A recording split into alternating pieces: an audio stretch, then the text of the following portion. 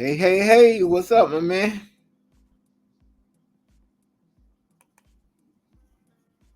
You there? Yeah, I think you're Oh, on I'm mute. sorry, I was muted, man. What's wrong with That's me? all I'm right. losing That's my all mind.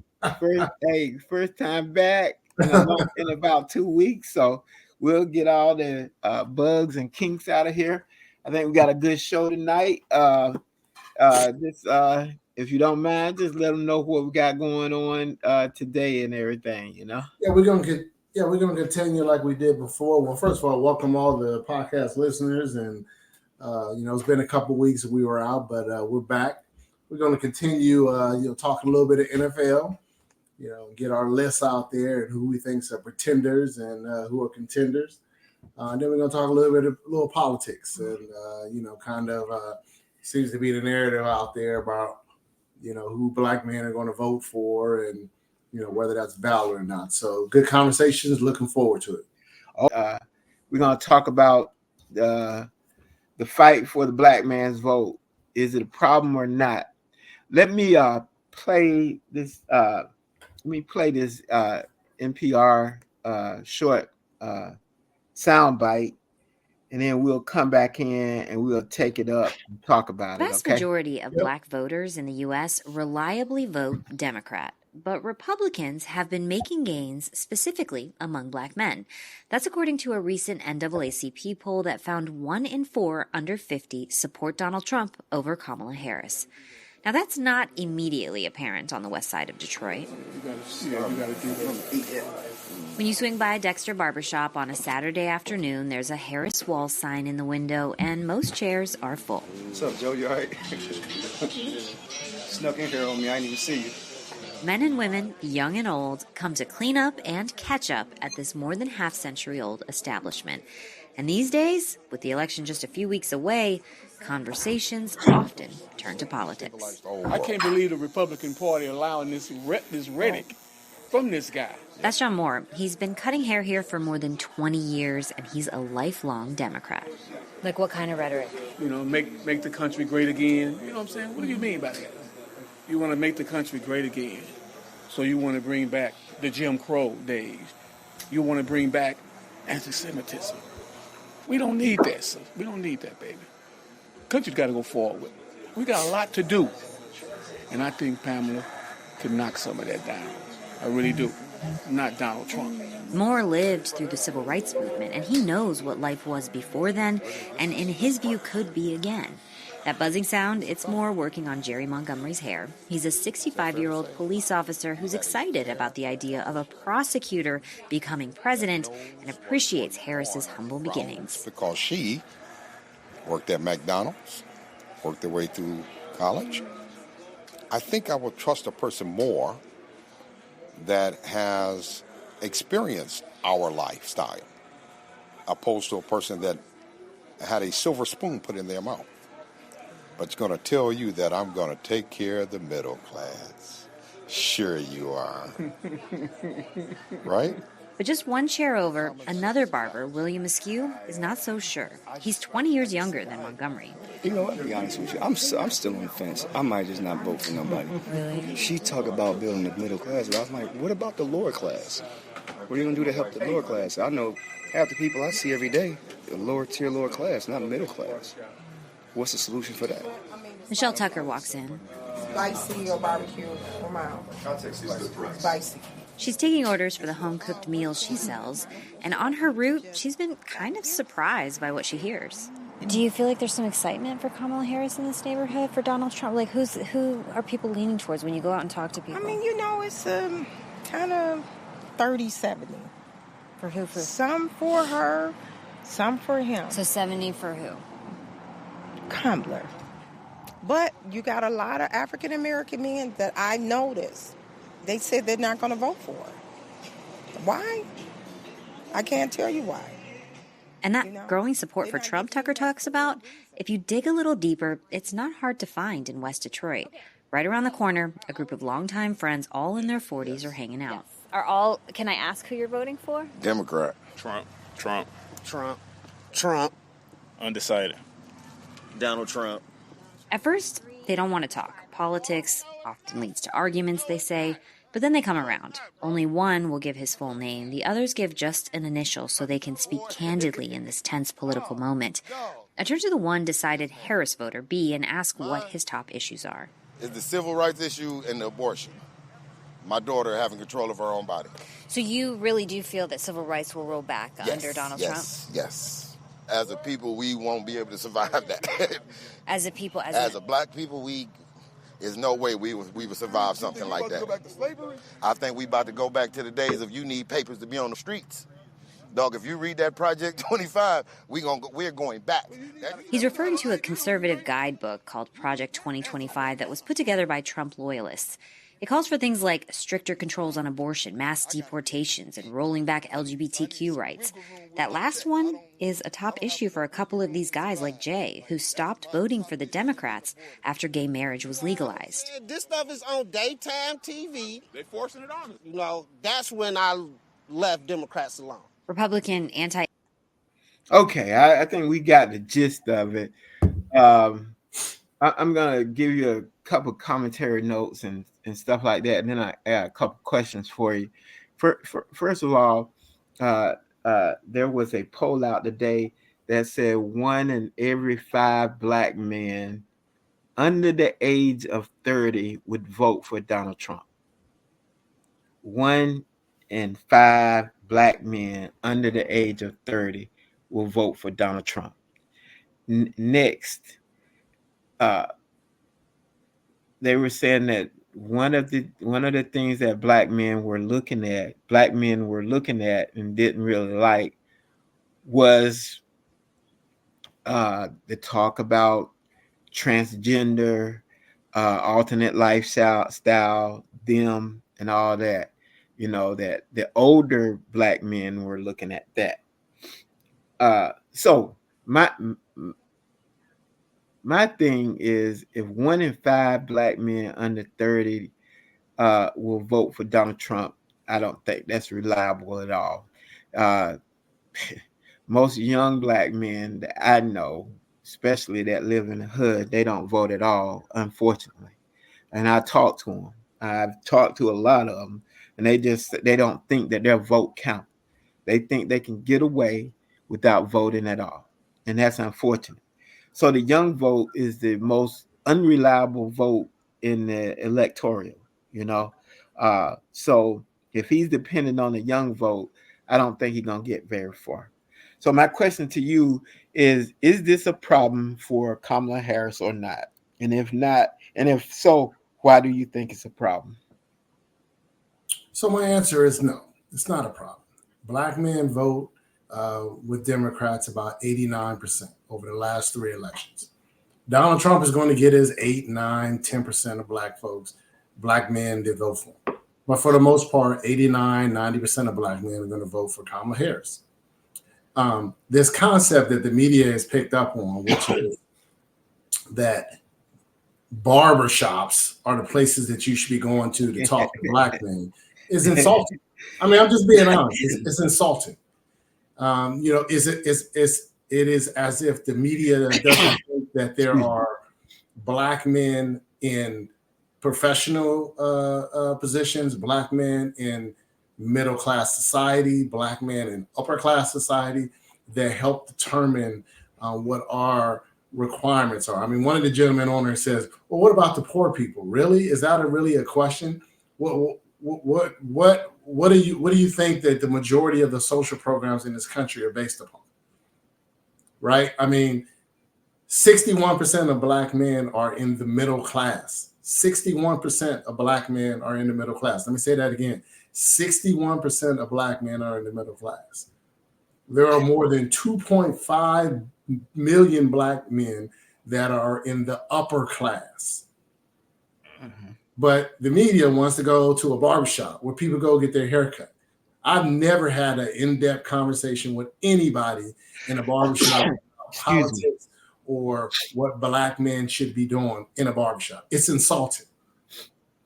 And to go and talk to some guys in the street about who they're voting for is ridiculous. It's absolutely ridiculous. How about we go to Appalachia and start talking to some of these white men and women who are cracked out on hillbilly heroin, and let's start asking them who they're going to vote for.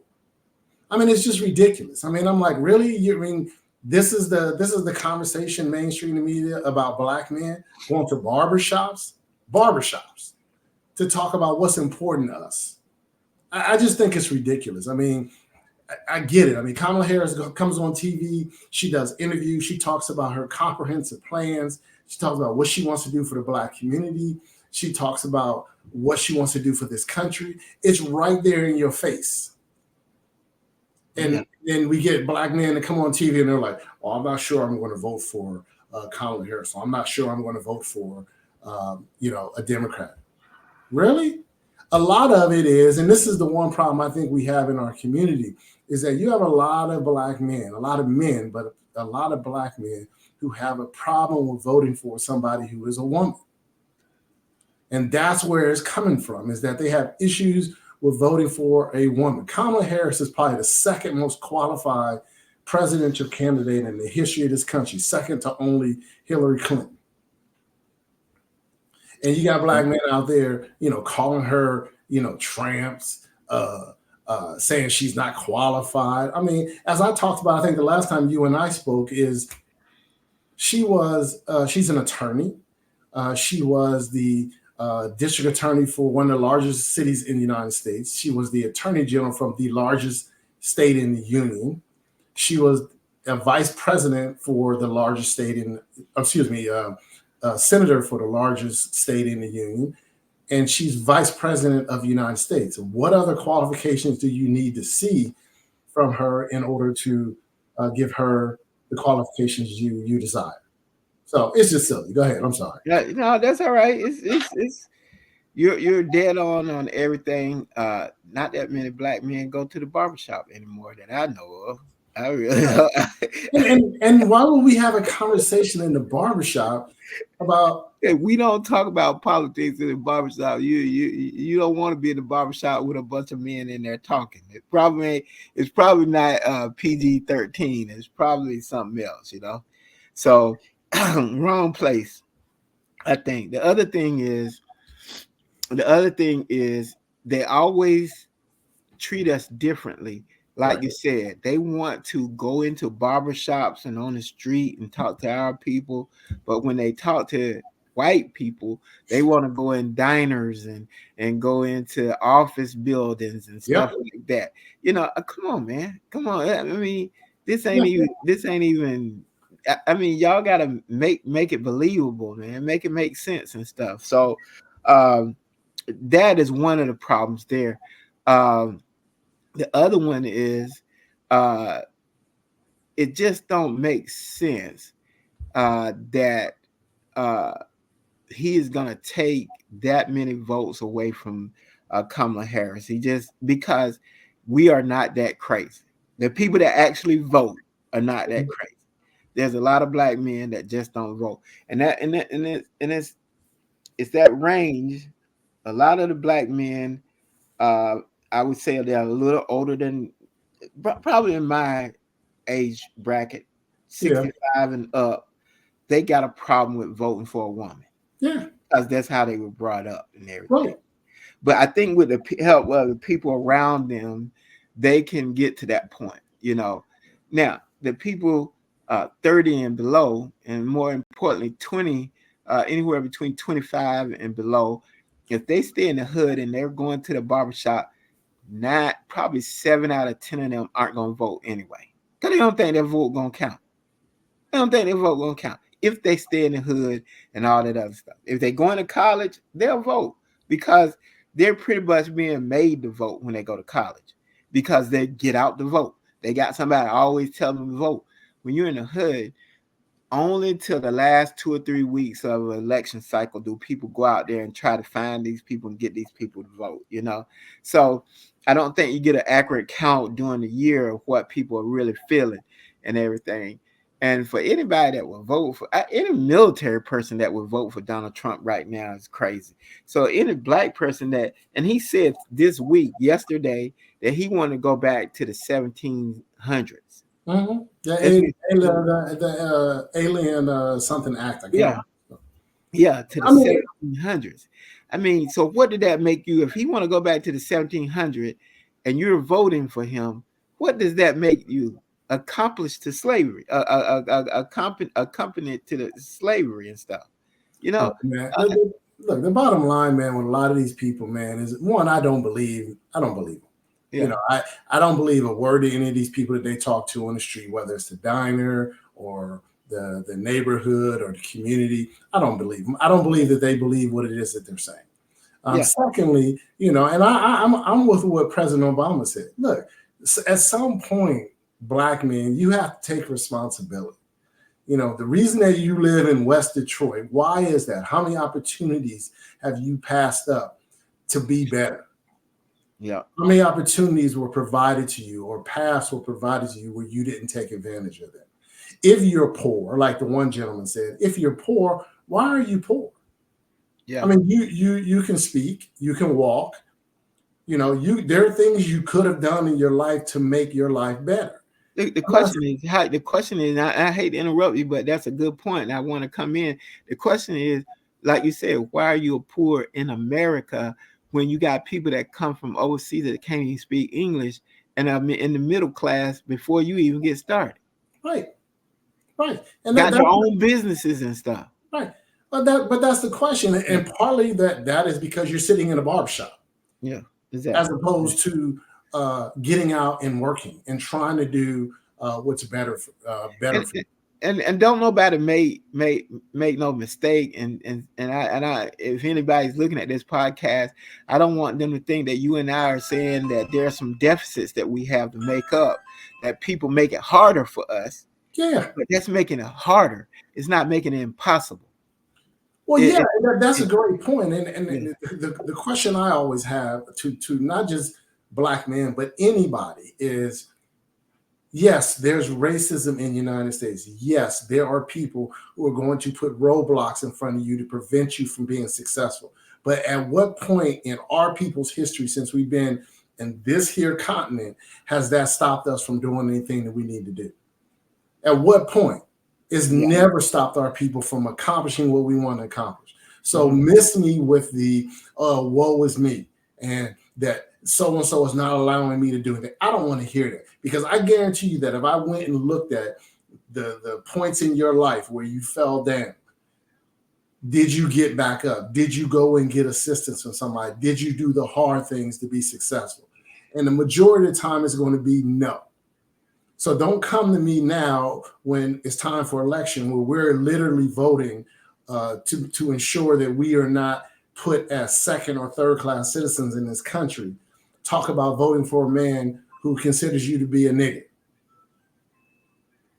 Yep. And that's essentially what Donald Trump has done and what he said, or buffoon, because that's what you're voting on. You're not voting on, these are not economic policies that we're voting on. That's not this election.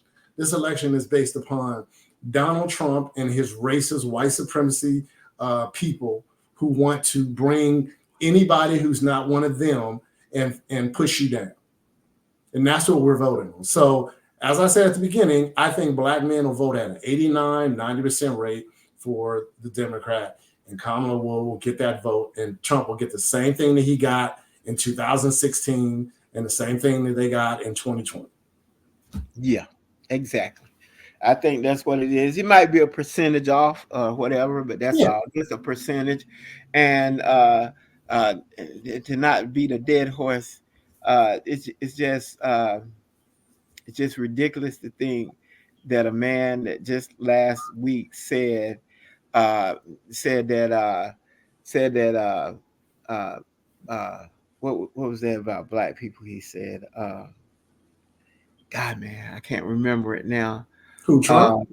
Yeah, Trump. He said so much. I can't, but it was one specific thing that he said that I can't remember now. If I remember it, I'll come back to it. But he said some stupid stuff the other day that just didn't make no sense and everything. He said he did not know why Abraham Lincoln couldn't make a deal to stop the Civil War. Right. He didn't know that Abraham Lincoln did make a deal to stop the Civil War, and the South didn't take the deal. Right. The deal was not that not to extend slavery out to the West Coast. If Yep. you wanted slavery, you keep it down south, but stop trying to extend it. And the South turned that deal down, and that's when we went to war, pretty much. But but you see what he's saying. He was like, he in my mind, he's hoping that Abraham Lincoln had made a deal to keep slavery, you know. So Like yeah, Donald Trump, man, is stupid. And I've said this so many times. He's stupid. yeah, He's a he is. guy that he doesn't read. He doesn't know history. He doesn't understand why decisions were made, why people did what they did throughout the history of our country. He's dumb. Yeah, And that's who they want in office. They want someone that they can control, someone that they can tell to do something and he'll do it. I mean, he traffics in racism, traffics in sexism, traffics in just ignorance, and people eat it up because right. Donald Trump he hates the people that they hate. And before we get off the air, I want to give you an opportunity to go in on your favorite target, Elon Musk. He's all in. He's all in. Look, I've This, said from day one about Elon Musk. First of all, he's from South Africa. His people are from apartheid South Africa. That's what he grew up in. He didn't change. He came to the United States. People say, "Oh, he's a genius." No, he's not a genius. He bought a company that was already. He didn't develop Starlink. He didn't develop Tesla. They were already companies. He didn't build that stuff. Those rockets that his company puts in the air. That's NASA. But everybody gives him credit as if he's a genius. Like back in the day, the cartoons we used to watch. Remember the Roadrunner cartoons? Wile E. Coyote, super genius. I mean, they look at this guy like he's a genius. He's not a genius. He's a clown. He's weird. yeah. He's a baby daddy, right? Yeah. He's got 7, 8, 9 kids by 2 or 3 different women. He's the epitome of what we do not want in our country. Exactly. And then he turns around, he buys Twitter, or the Saudis buy Twitter, and he turns it into a white supremacist social media account. And then he goes and he's completely in on Donald Trump, because Donald Trump is stupid enough or dumb enough to put him into a position of authority in the cabinet. Oh, you can bet that all his contracts that are regulated by government government institutions, those institutions will be will be eliminated pretty much. Yeah, he got over $15 billion in government contracts. Man, that's kind of scary for somebody to have that much contracts in America to be backing one person in an election. Really, this is what happens when people don't vote and they allow for us to put an idiot like Donald Trump in office, and then things like Citizens United get overturned, where billionaires can essentially buy election. And that's what Elon Musk is doing. If Citizens United was still in place, he would not be able to do the stuff that he's doing. Yeah. By people not voting. So this is to those brothers in West Detroit who are talking about potentially voting for Donald Trump. This is what the consequence is of you putting a Republican like him in office, that is going to take away every right that you have. When you go to work, whenever they decide to get a job down there and they go to work, you're not going to have any rights. You're going to have to work multiple hours.